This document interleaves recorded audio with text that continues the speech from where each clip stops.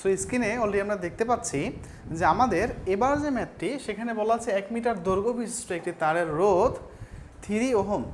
তার মানে এবার কিন্তু লেন্থের বিষয়টা সরাসরি বলে দিয়েছে কতটুকু 1 মিটার, অর্থাৎ তার লেন্থ এল এর যে মানটা সেই মানটা কত 1 মিটার এবং তার রেজিস্ট্যান্স আছে 3 ওহম।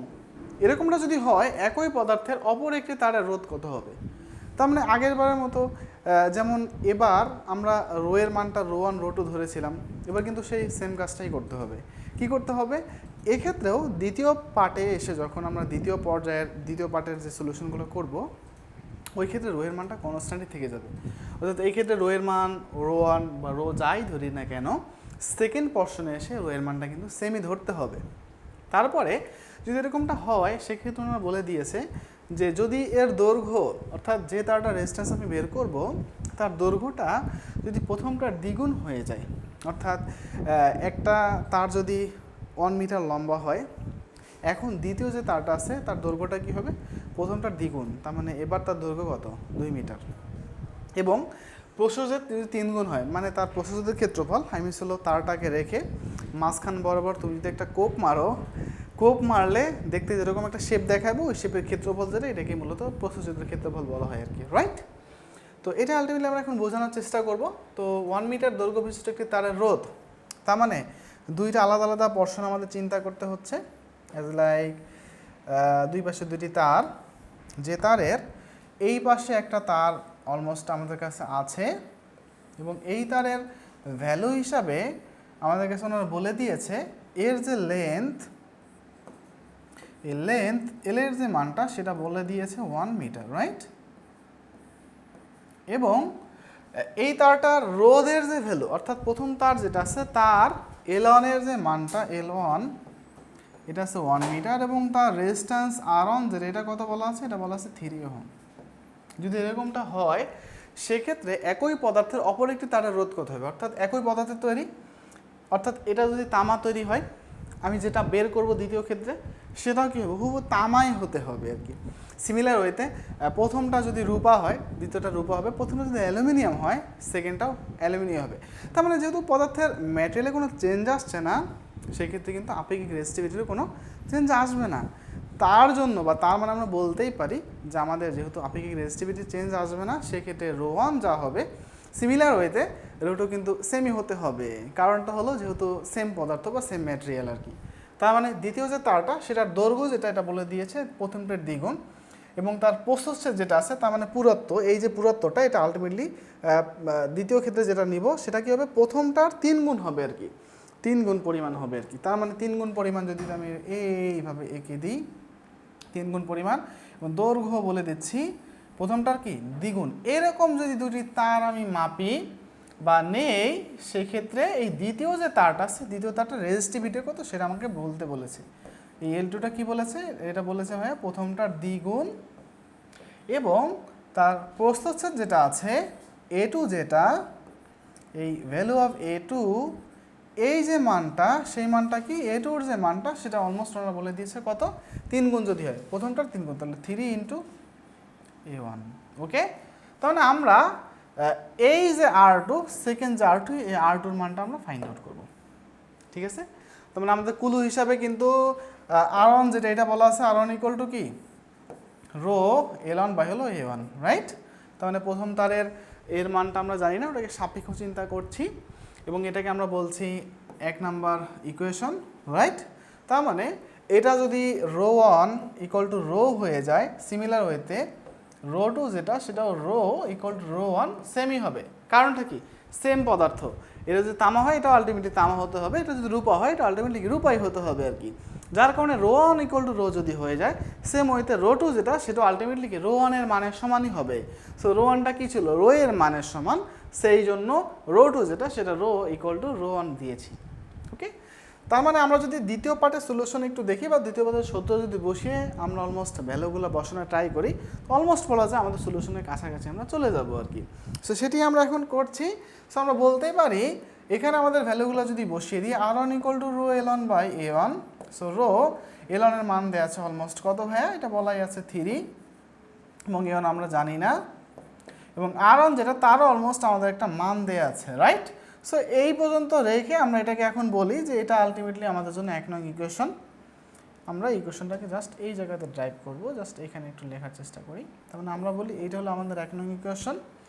দেন আমরা এখান থেকে R2 ইকুয়াল টু লিখে ফেলতে হলে R2 equal to rho L2 by কি ভাইয়া বলো, ভাই হলো A2, রাইট?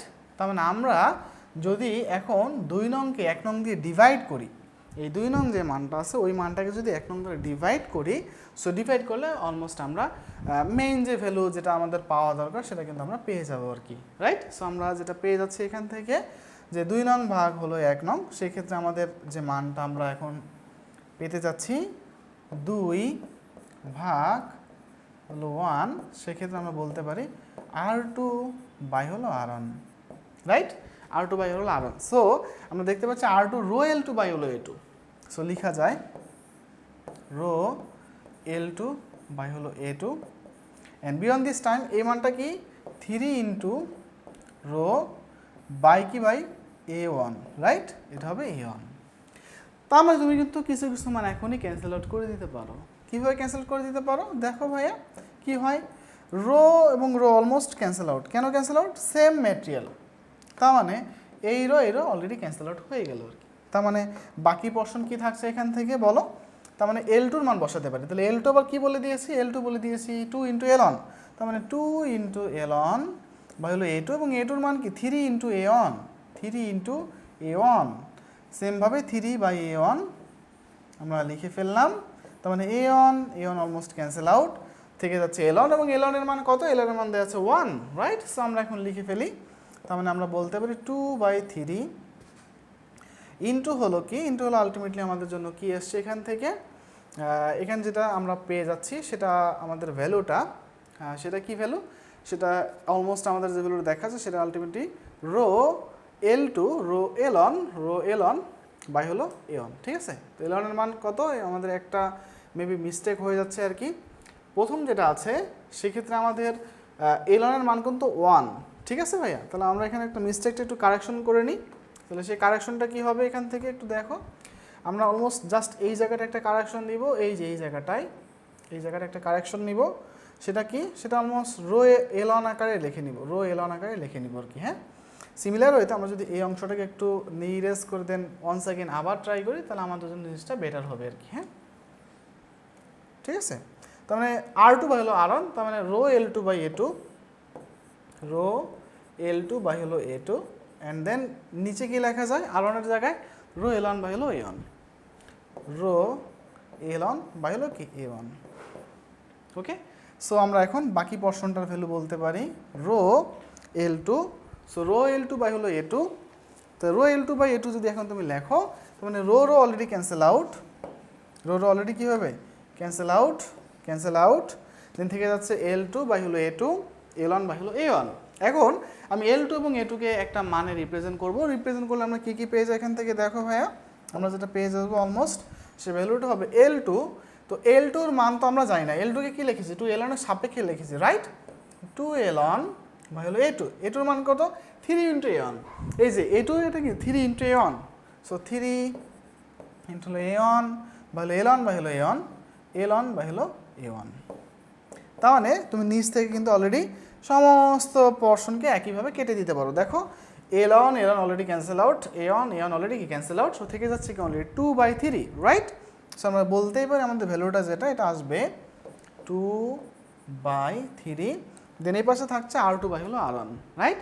সো আমরা এখান থেকে বলতে পারি R2 by R1, so R2 by R1, দেন আমরা অলমোস্ট শুধুমাত্র R2-র জায়গায় যদি লিখি 2 বাই হলো 3 এটা হলো R1। তার মানে R1 যেটা, এই R1-এর মান অলমোস্ট কিন্তু আমাদের কাছে দেওয়া ছিল এবং এই মানটাই আমাদের কাছে কত দেওয়া ছিল, এটা দেওয়া ছিল ভাইয়া 3, ঠিক আছে? আমরা প্রথমেই লিখে রেখেছি কিন্তু, হ্যাঁ, ইন্টু 3। তার মানে এই 3 অলরেডি আবার ক্যান্সেল আউট হয়ে যাবে, থেকে যাবে অলমোস্ট 2, রাইট? অলমোস্ট কি 2 থেকে যাবে এবং দ্বিতীয় যেটা সেটা 2 ওহম হবে। তার মানে একটা তার যদি কিনা তাকে সেম ম্যাটেরিয়াল দিয়ে বানানো হয় এবং তার যদি লেনটা দ্বিগুণ করে এবং প্রসেসর যদি আমরা 3 গুণ করি, সেক্ষেত্রে কী হবে, আলটিমেটলি আমাদের দ্বিতীয় ম্যাটেরিয়ালের রেজিস্ট্যান্সটা কী হবে 2 ওহম থাকবে আর কি। ঠিক আছে, তার মানে এটাই আলটিমেটলি ডেরিভেশন। তার মানে সেকেন্ড যে ম্যাটেরিয়ালটা সেই ম্যাটেরিয়ালের রেজিস্ট্যান্স আমরা পেয়ে যাচ্ছি কত 2 ওহমস আর কি। তো প্রথমে একটু মিস্টেক ছিল, এটার জন্য আমি সরি বলে নিচ্ছি আর কি, যেটা একটু দৃষ্টিগোচর ছিল না। তো এটা আমি রিক্যাপ করে দিলাম আর কি তোমাদের সুবিধার্থে আর কি। এই জায়গাটা জাস্ট এই যে লাল কালি দ্বারা ক্যান্সেল আউট করা আছে, জাস্ট এই পোর্শনটাকে একটু পজ করে দেন একটু রিক্যাপ করে নিই আর কি, রাইট। এবং দেন আমরা ফাইনালি R2 যেহেতু আমাদের জানতে চেয়েছে, R2টা এক পাশে রেখে দেন ফাইনাল অ্যান্সারটা আমরা সেট আপ করলাম আর কি। সো এই ছিল আলটিমেটলি এই চ্যাপ্টার সম্পর্কে তো আমাদের অলমোস্ট অল অফ ভিডিও, এবং এই ভিডিওর মাধ্যমে মূলত আমরা এই চ্যাপ্টারে আলটিমেটলি আজকের জন্য সমাপ্তি ঘোষণা করছি। মূলত আমরা পরবর্তীতে নতুন একটি চ্যাপ্টার নিয়ে হাজির হব আর কি, এবং সেই চ্যাপ্টারে আমরা মূলত দেখবো যে তার অ্যানালাইসিসগুলো কেমন হয় আর কি, এবং ভিন্নধর্মী একটা নতুন একটা চ্যাপ্টার আসবে। তো এই চ্যাপ্টার যদি একটু রিভিউ করে দেওয়া যায়, যে তোমাদের যদি আমি একটু বলি অন সেকেন্ড, যে এই চ্যাপ্টারটা ছিল তোমাদের প্রথমত পরিবাহী কি, পরিবাহী মানে আমাদের অর্ধপরিবাহী অপরিবাহী এটা নিয়ে জানানো দরকার ছিল। দেন R = রোয়েল বাই, সেটা তোমরা জানতে পেরেছো। এবং মনে রাখবা এই R = রোয়েল বাই এ, R = রোয়েল বাই এ, এই ম্যাথমেটিক্স রিলেটেড আমরা কিন্তু অনেকগুলো সলিউশন তোমাদের দেখিয়েছি, অনেক প্রবলেম সলিউশন করে দিয়েছি, এবং বইয়ের ভিতরে আরও হুবহু অনেক সলিউশন আছে, তোমরা চাইলে সেগুলোও সলভ করতে পারো। তো অলমোস্ট আমি গ্যারান্টি দিয়ে বলতে পারি, আমি যে কয়টি করে দিয়েছি এটি যদি তোমরা ভালো করে বুঝতে পারো, ওই সমস্ত ম্যাথ তো পারবেই, প্লাস হলো পরীক্ষায় তোমাদের এখান থেকে যে ম্যাথগুলো যেগুলো আসবে এর বাইরে আর কিছু আসবে না, 100% গ্যারান্টি, এটা 100% গ্যারান্টি, এর বাইরে কিছু আসবে না। সো এইগুলোই ভালো করে আয়ত্ত করলে বেসিকটা ডেভেলপড হয়ে যাবে, যার কারণে সেম টাইপের হলেও জিনিসগুলা দেখা গেছে যে একই ধরনের, মানে একই রিলেটেড, সূত্র এক, ডেরিভেশন এক, বা ডাটা একটু চেঞ্জ থাকার কারণে বা একটু কনভার্সন থাকার কারণে জিনিসগুলো আমি বারবার নিয়ে এসেছি আর কি। এটার জন্য তোমাদের কাছে একটু ডিসকাস্টিং মনে হলো, আমার কাছে এটা তোমাদের জন্য আমি জরুরি মনে করে একটু সলিউশন করেছি। সেক্ষেত্রে একটু ধৈর্য ধরে সলিউশন করাটাই বেটার হবে। এবং আমাদের সাজেশন যেটা থাকবে সেটা হলো যে আমরা এই চ্যাপ্টারটা যখন অলমোস্ট করব বা করতে থাকবো আর কি, আমরা যেন অবশ্যই এটা বেসিক আইডিয়াটা নিয়ে যেন ডেভেলপ করি, বিশেষ করে সূত্রের ডেরিভেশনটা R = রোয়েল বাই এ, এই ডেরিভেশনটা তো আমাদের ভালো করে জানতে হবে। কিন্তু আমাদের আরও জানতে হবে নেক্সটে আমাদের ওহমের সূত্র যখন থাকবে, জুলের সূত্র যখন থাকবে, তখন সেখান থেকে তোমরা একটা ভাস্ট আইডিয়া কিন্তু পেয়ে যাবে আর কি। তো এবং সেটা আমি বলেই রাখছি, অবশ্যই সেই চ্যাপ্টারগুলো আরও ইন্টারেস্টিং হবে। কারণটা কি, ওই চ্যাপ্টারগুলো আমি অ্যানিমেশন দিয়ে কিংবা R = রোয়েল বাই আসে, অর্থাৎ একটা তারকে মোটা করলে রেজিস্টিভিটি বাড়বে, চিকন করলে রেজিস্টিভিটি বাড়বে না কমবে, এই বিষয়গুলো কিন্তু তখন তোমাদের আমি অ্যানিমেশন দিয়ে দেখানোর চেষ্টা করবো আর কি। এবং একটা বেসিক কনসেপ্ট তোমাদের ভিতরে এখন থেকে গ্যাদার হয়, যাতে করে পরবর্তী যে কোর্সগুলো ইলেকট্রিক্যাল সার্কিট 1, সার্কিট 2, অর্থাৎ বেসিক ফান্ডামেন্টাল যে কোর্স, সেগুলোর জন্য তোমরা ভালো করে আয়ত্ত করে দেন অ্যাজ এ সুফল ডিপ্লোমা ইঞ্জিনিয়ার হিসাবে তোমরা তোমাদের প্রোগ্রামটাকে শেষ করতে পারো আর কি। এবং যারা অলমোস্ট ডুয়েটে আসবে তাদের জন্য শুভকামনা থাকবেই আর কি আমার পক্ষ থেকে। ইভেন নেক্সট সেমিস্টারে যারা কিনা সার্কিট 1, সার্কিট 2 করবে, তারা এখান থেকে বেসিক আইডিয়াগুলো যদি নিয়ে যেতে পারো না, দেখবা যে ইনশাল্লাহ তোমার ডুয়েট অ্যাডমিশন এসে তোমার জন্য কোর্সগুলো ক্যারি করা সহজ আর কি, তোমার জন্য নলেজগুলো গ্যাদার করা সহজ হবে। আর যারা ভাই আমরা জব প্রিপারেশনে যেতে চাই, তাদের জন্য একটা ফিউচার অ্যালায়েন্স আমি এখান থেকে বলে দিই, সেটা হলো যে এই চ্যাপ্টার থেকে ম্যাক্সিমাম সময়ই আমাদের ম্যাথমেটিক্স এসে থাকে আর কি জবের কোশ্চেনে। সো সেই হিসাবে আমরা এটাকে হেলাফেলা না করে একটু বেসিক আইডিয়া ধৈর্য নিয়ে যেন চ্যাপ্টারটাকে সলিউশন করি। সো ভিডিও এখানে শেষ করছি। ধন্যবাদ সবাইকে।